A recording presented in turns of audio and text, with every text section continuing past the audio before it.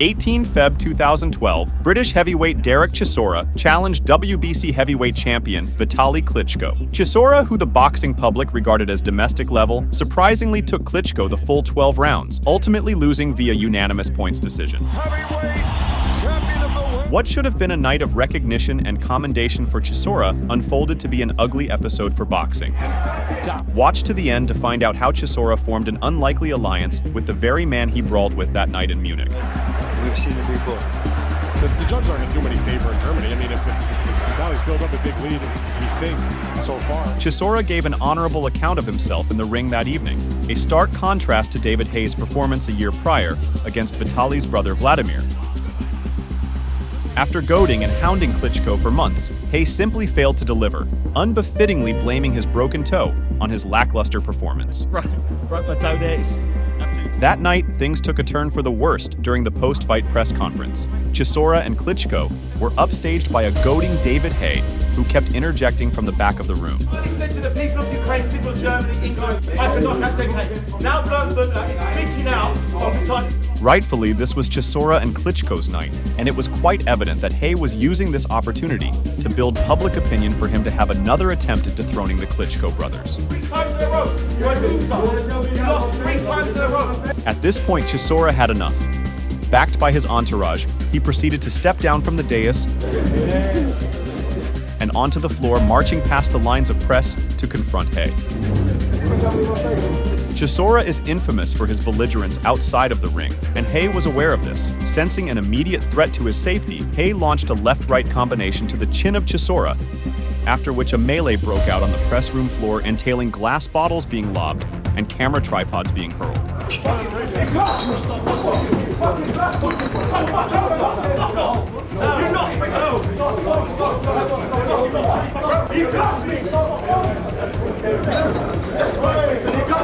Amid the pandemonium, Haye's coach Adam Booth sustained a cut to the forehead.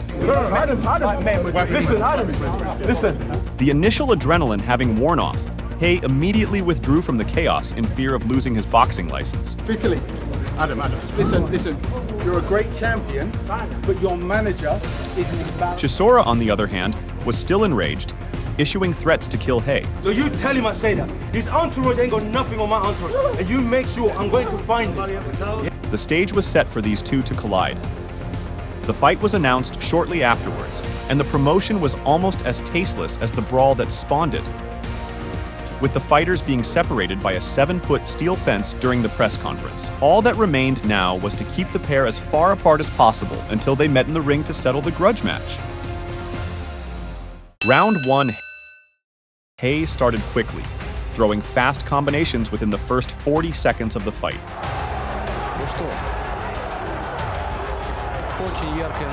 Chisora would respond throwing one punch at a time, with Haye skillfully slipping and countering with uppercuts and hooks. The difference in caliber between the two fighters was immediately noticeable.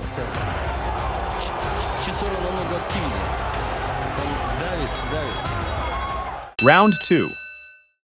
Cognizant of Haye's superior skill and athleticism, Chisora came out gloves up high and a markedly more aggressive stance. It was quite evident he would not beat Haye in a boxing contest, and his best chance of victory was to drag Haye into a slugfest. A much better round for Chisora.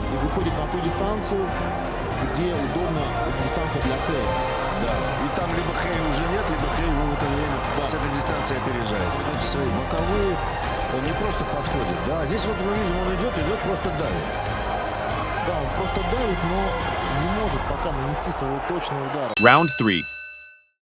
Chisora's strategy appeared to be effective. He intelligently stalked Haye, and with his gloves held up high to his head, he was happy to take Haye's pot shots.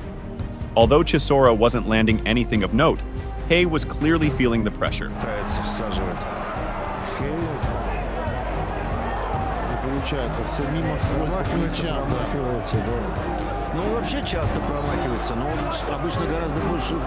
Towards the end of the round, Chisora finally got what he wanted. A toe-to-toe exchange with Haye, culminating in a wild left hook landing on the side of Haye's head. Haye took it well, but is this the turning point of the fight?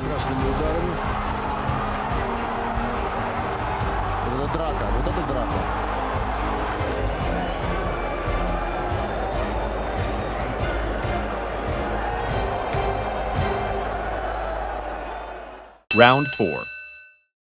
Continuing from the end of round 3, Chisora would lure Haye into punching and wrestling exchanges.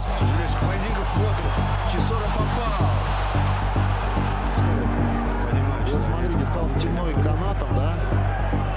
И немножечко затормозился. Вот такой взрыв.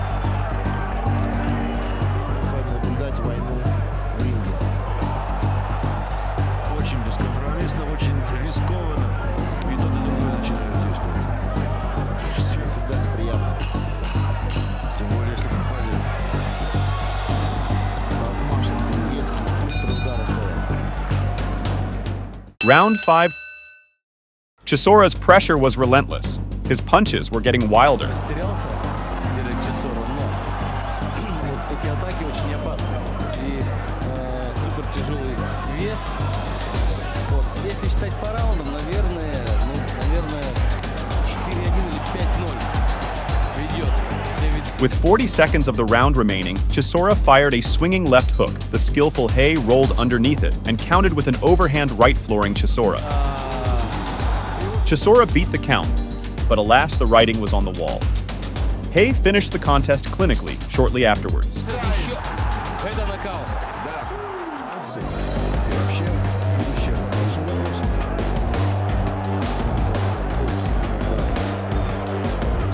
Конечно, он просто преподал урок, он разбивал от раунда к раунду, и в конце нокаутировал соперника. Класс сказывался, он видит Дэвид Chisora. Против таких, конечно, он бессилен.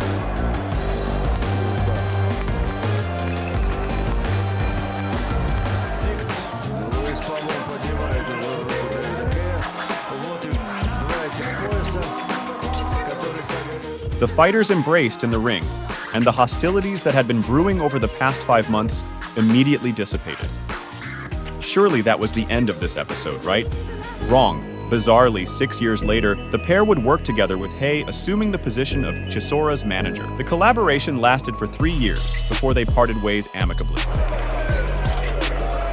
Haye never did get another chance at challenging the Klitschko brothers, and Chisora suffered several losses, most notably to Oleksandr Usyk. There we have it, a grudge match spawned over just 5 months that captured the attention of the British public. Why didn't security step in immediately at the first sign of trouble? During the press conference in Munich, was the brawl staged? How was this fight even sanctioned? Let me know what you think in the comments. This is Punch Provocateur. Thanks for watching.